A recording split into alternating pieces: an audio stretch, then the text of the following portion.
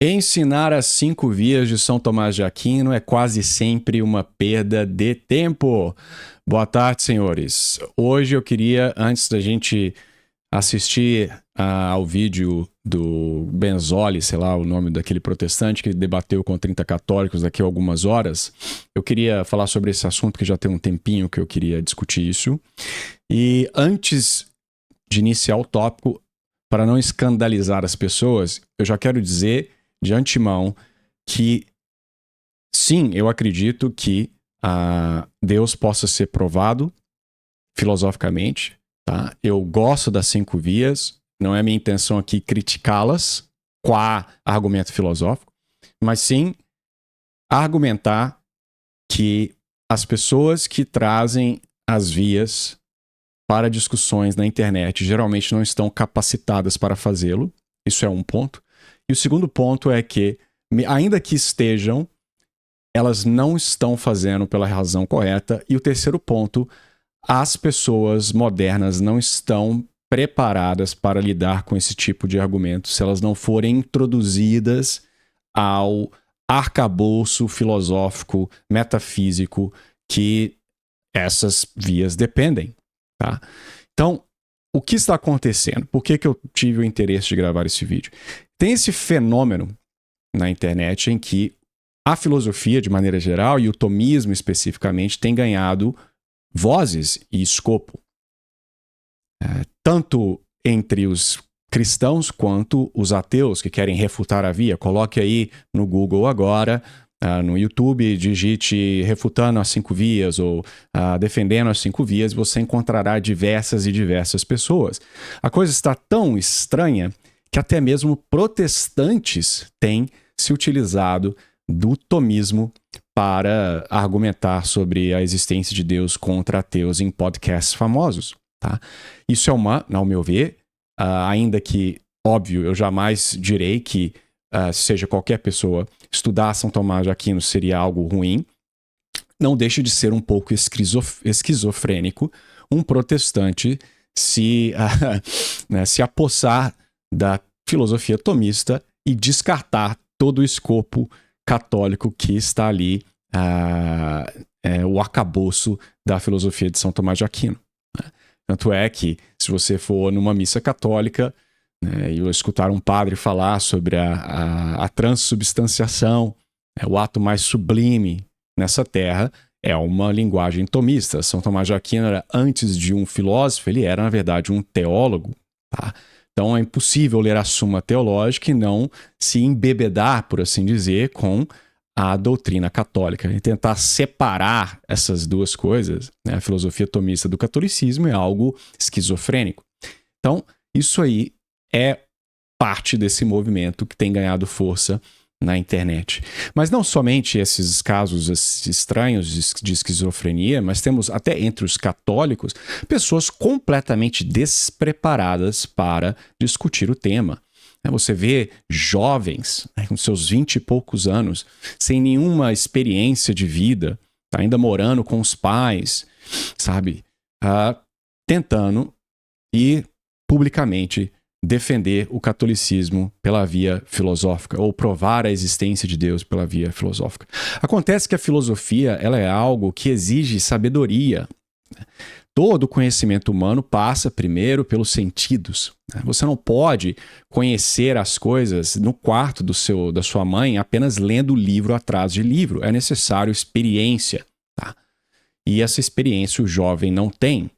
Eu estou dizendo que o jovem não deve estudar filosofia? Não estou dizendo isso, você pode, mas tenha a humildade de saber das suas limitações. Tá? Então, ainda que esse canal meu tenha o título de Ciência e Filosofia, eu não me considero um filósofo. Eu estudei a filosofia tomista para, na época, tentar conciliar ou derrubar a teoria da evolução, porque me disseram que ela era contrária. Os princípios metafísicos do tomismo eram contrários à macroevolução. Tá? Então, todo o meu estudo de filosofia, ele foi focado no aspecto da criação da biologia, etc. Agora, é lógico que para tanto eu precisei entender os princípios gerais metafísicos e de filosofia natural para que eu pudesse, então, avaliar esses argumentos. Então, o meu estudo filosófico foi extremamente focado, tá? E é isso que eu acho que as pessoas deveriam fazer. Pegar, obviamente, o que é geral da filosofia tomista, que é importante, necessário, os princípios gerais, e aí aplicar para aquilo que elas fazem, se assim for necessário. Tá? Então, no meu caso, com a biologia, contrário ao que Dobzhansky diz, né, que não faz sentido que não seja a luz da evolução, não, a evolução, a biologia não faz sentido senão à luz do cristianismo, à luz da boa metafísica. Você nunca entenderá o que é uma função, por que os organismos agem da forma que agem, por que um cachorro é um cachorro e um gato é um gato, se você não tiver a filosofia correta, tá? Mas isso não significa que para você distinguir um cachorro de um gato, você precisa entender metafisicamente o que é uma essência. Você não precisa saber a distinção entre ato e potência, você não precisa saber a distinção entre ser e existência, essência e ser, tá? Senão, seria impossível para a vasta maioria das pessoas serem católicas, serem racionais. Tá? O conhecimento de Deus e das coisas, ele pode ser acessado até pelo mais simples camponês.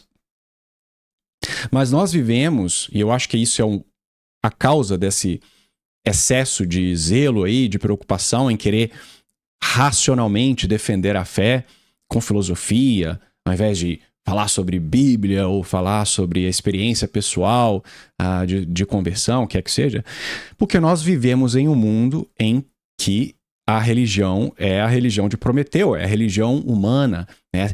É a adoração da ciência, é a adoração da capacidade humana. Vejam aí o pessoal babando, batendo palma, quase alguns até chorando de emoção, vendo o foguete lá da NASA fazendo não sei o que das contas. Então, essa adoração da ciência.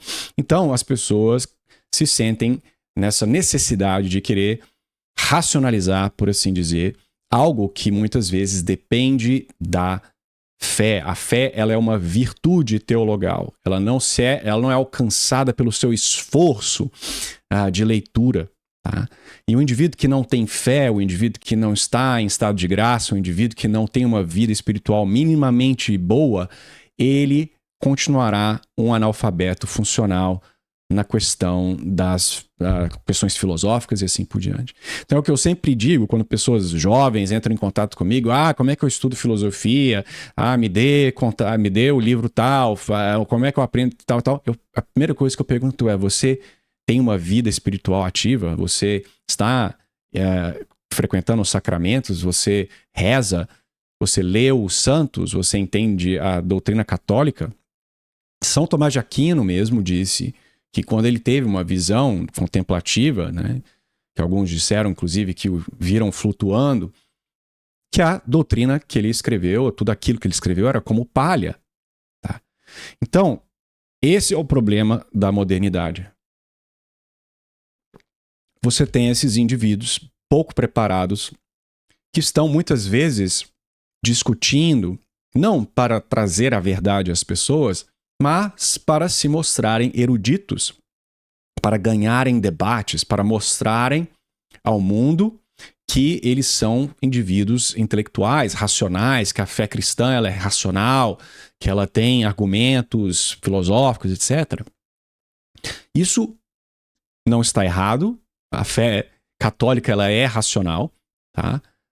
Inclusive, o ato de fé, que é simplesmente elevar sua alma a Deus, acreditar naquilo que Deus nos diz que é verdadeiro, que está além da nossa capacidade, isso é um ato extremamente racional. Nós obedecemos autoridades naturalmente. Você acredita no seu pai quando ele diz, quando você é pequeno, faça tal coisa.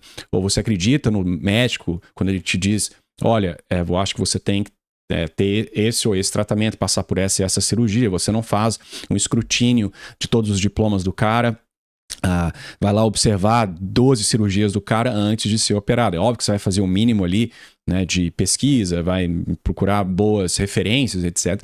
Mas, no fundo, você confia nessa autoridade do médico antes de ser operado, tá? Então, confiar na autoridade é algo natural, tá? Então, ao acreditar na autoridade de Deus que não erra, e, né, não mente e é infinitamente bom, é um ato extremamente racional. Tá? Então é isso que as pessoas têm que compreender. Você não precisa saber as minúcias da filosofia tal, porque nem todos são acadêmicos. São Tomás de Aquino era um acadêmico. O impacto que São Tomás teve é enorme. Foi enorme, sim. Né? A filosofia oficial, por assim dizer, da igreja é atomista? Sim.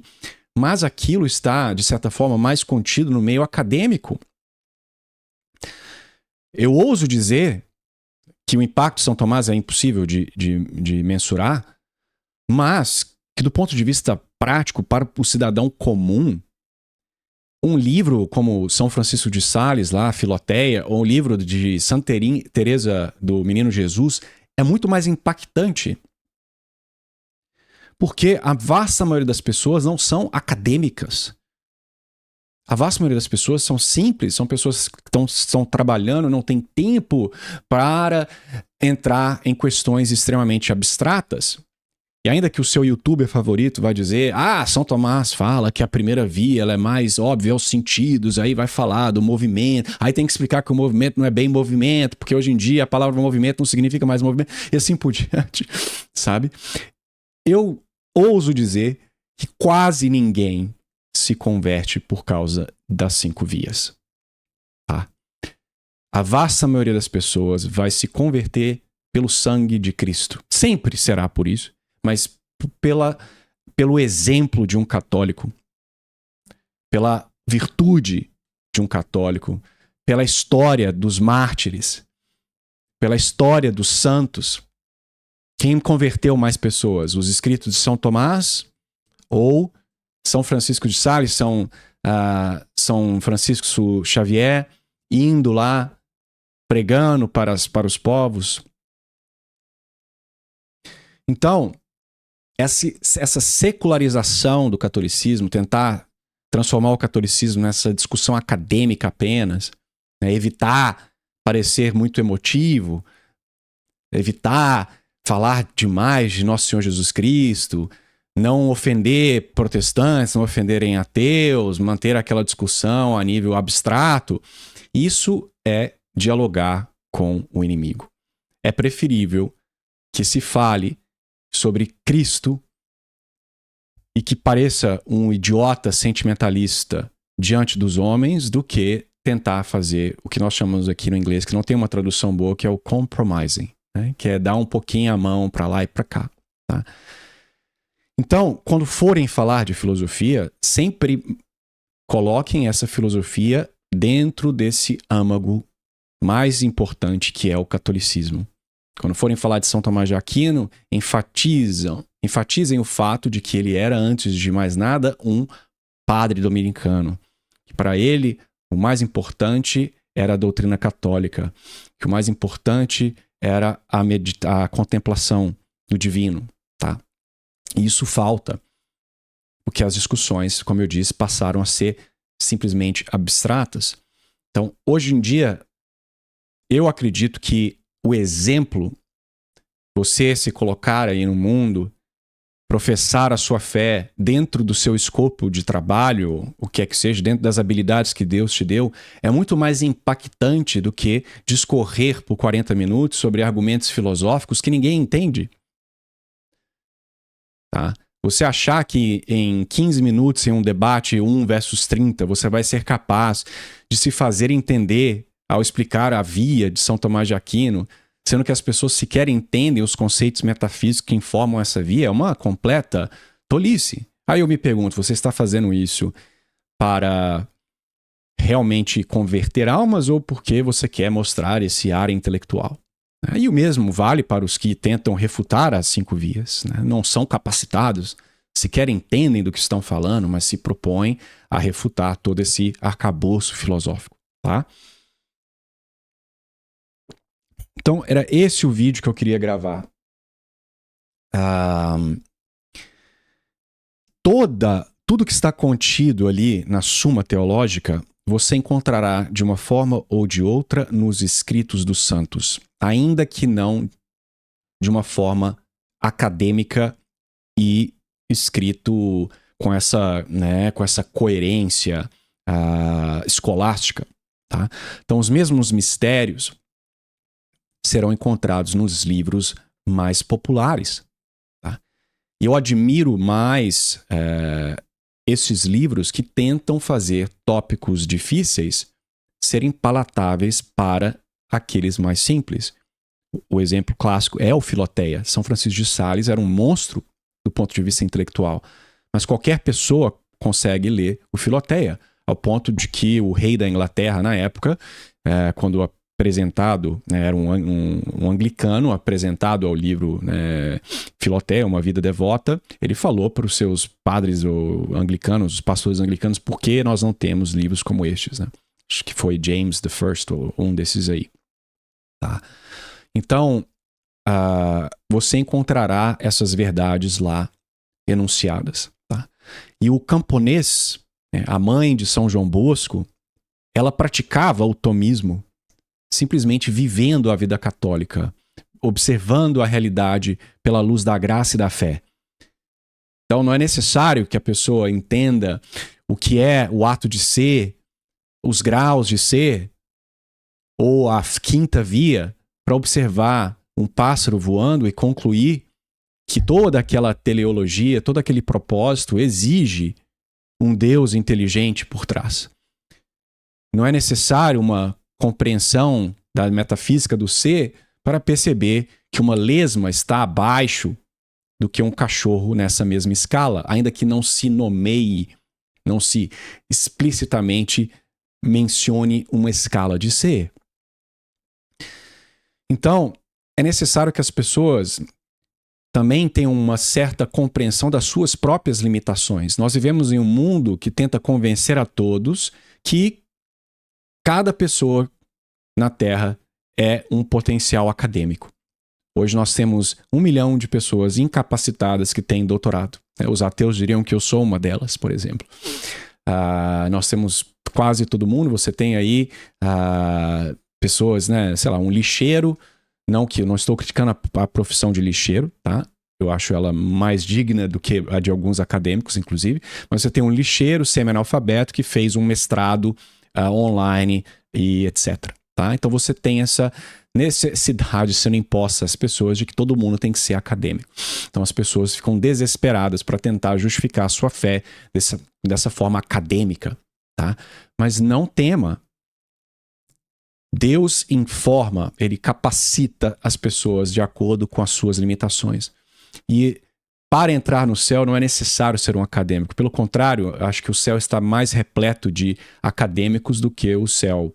Porque o academicismo, se eu posso chamar assim, ele leva muitas vezes ao orgulho. E o orgulho é o pior dos pecados. Tá? Então, veja, São Curadás era um homem extremamente simples. E eu posso dizer, ouso dizer mais uma vez, quantas pessoas faziam peregrinações para ver São Tomás de Aquino, quantos iam lá assistir às missas de São Tomás, mas quantos milhares iam até Ars para se confessar com o cura de Ars. Quantos fazem ainda peregrinações até lá? Não conheço nenhuma peregrinação a São Tomás de Aquino. Quantas almas foram convertidas por Santa Teresa de Lisieux? Uma carmelita extremamente simples. Tudo bem, de uma família aristocrata, mas os escritos dela são simples e ainda assim têm a mesma profundidade. Ali você, para quem já estudou São Tomás de Aquino, entre outros, você percebe ali os mesmos princípios sendo expressos de uma forma diferente. E você vê isso em todos os santos. Então tem para todo gosto. E é isso que você deve fazer. Você deve explorar os diferentes santos, santos estes que têm já renome, já foram sedimentados na história da igreja, não os novos santos aí, tá? Mas aqueles que nós sabemos que são seguros. E ver qual é, hoje o pessoal adora falar essa palavra carisma, eu detesto essa palavra, mas enfim, o carisma que mais te apetece. Será o misticismo de Santa Teresa d'Ávila? Ou de São João da Cruz? Será o modo seco e acadêmico de São Tomás de Aquino, São Boaventura? Será o método mais prático de Francisco de Sales e Inácio de Loyola? Mas que Cristo esteja no centro dos seus estudos e que você entenda as suas limitações. Que você pode causar escândalo ao falar sobre aquilo que não conhece em um podcast público ou numa conversa de bar. Então, reze pela fé, pela piedade, pela caridade, pelo amor a Deus. E você ficará surpreso como Deus, à medida que você vai crescendo na graça, se Deus permitir você se libertar dos pecados mortais, frequentar os sacramentos, começar a acumular, se eu posso usar essa terminologia, graça, você vai ver que isso te tornará mais inteligente. Tá? E você será capaz de compreender as coisas mais. Então, ficar nesse desespero de querer provar a sua fé intelectualmente, porque você assiste muitos vídeos no YouTube e acha que o ateu é muito acadêmico e fala de ciência e você fica lá preocupado de estar só de joelho falando de Jesus e Maria. Não. Primeiro, vá lá se ajoelhar diante de Jesus e Maria. Vá fortalecer a sua fé. Depois você se preocupa com o ateu de YouTube, tá bom? Eu faço o que faço porque me parece, e Deus pode a qualquer momento me corrigir se eu estiver errado, que Ele me colocou nesse caminho, tá? Por causa da minha trajetória de vida. E pelos frutos que eu tenho visto, pelas pessoas me contactando, eu permaneço nesse caminho. Mas se assim Deus determinar que não é bom para minha alma, nem para a alma das pessoas, que eu assim permaneça, eu paro de fazer o que eu faço. Mas nem todos são chamados a isso, nem todos são chamados a combater o ateísmo. Então nós temos que perceber quais são os nossos talentos, quais são as nossas limitações, o que é que Cristo quer de nós. E muitas vezes o que Ele quer é simplesmente que você viva uma boa vida católica. Que você tenha uma boa esposa, bons filhos e os eduquem em uma boa na boa doutrina católica para que eles se tornem os próximos padres e educadores, o que é que seja, tá? Então, era isso que eu tinha para dizer. Os vejo daqui a pouco para falar, para assistir aí o podcast e espero que esse vídeo seja de alguma utilidade. Fiquem com Deus e até a próxima.